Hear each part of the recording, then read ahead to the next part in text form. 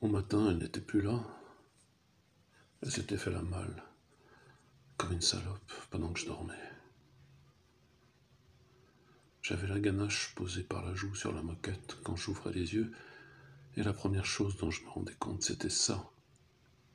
Pendant que je ronflais sous des couches de sommeil, elle s'était barrée comme une inglorieuse, sans me réveiller ni me prévenir. Maudite trouvère, sale putain. Barrée, éclipsée. Alors tout me paraissait folle furie autour de moi, tandis que j'avais le ventre déjà rempli à hauteur d'adrénaline, je me sentais chuter. À peine mes yeux s'étaient-ils ouverts, que je me sentais comme dans un précipice, un ravin dans lequel je me réveillais subito, brutalement. Il y avait forcément eu une conscience intérieure, secrète, planquée, qui m'avait bandé les yeux, anesthésié la vigilance, pour me faire avancer sur ce chemin, pour m'empêcher de la sentir se barrant, me quittant, tout ça vers cet immense trou, pour à la finale n'y pousser bien sec d'un coup, pile au moment du réveil. En ne me laissant entre les mains qu'un viatique, les clés de la survie, des tas de pensées traversées de ressentiments, suspendus au-dessus de ma tête. Dans cette chute, le jour qui s'était d'abord présenté en pleine clarté commençait à se retirer et le sol, la terre, se remettait à transpirer son brouillard, sa brume prémonitoire. La lune était revenue avec son clair cendré, brun et sourd. La mort, c'est le vide, c'est la chute, et la chute, c'est un trou noir, à la place de l'aorte, aspirant tout le reste. Je me levai et allai vers mon pieu, là où elle avait dormi, là où, en tout cas, elle s'était endormie. Elle avait vite fait tirer la couverture. Qu'est-ce qui me disait qu'elle ne se repointerait pas? Rien, et tout. Il faisait caillon de froid, cause que la fenêtre était restée ouverte toute la nuit.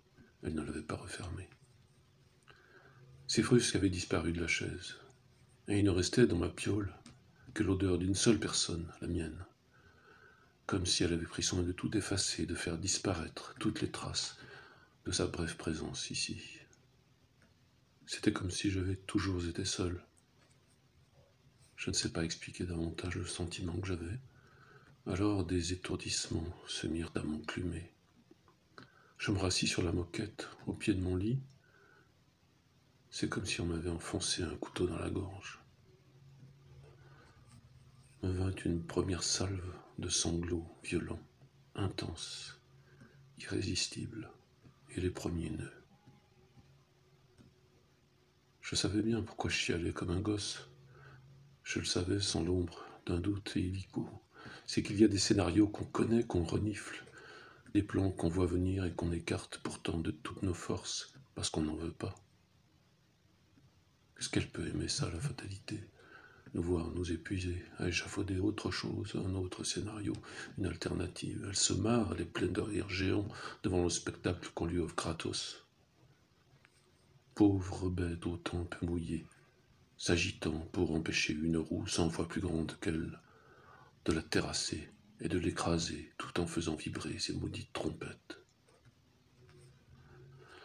Il n'avait fallu que 2 chants de coq, il n'avait fallu qu'une seule nuit supplémentaire pour que tout ça arrive, ce que je redoutais.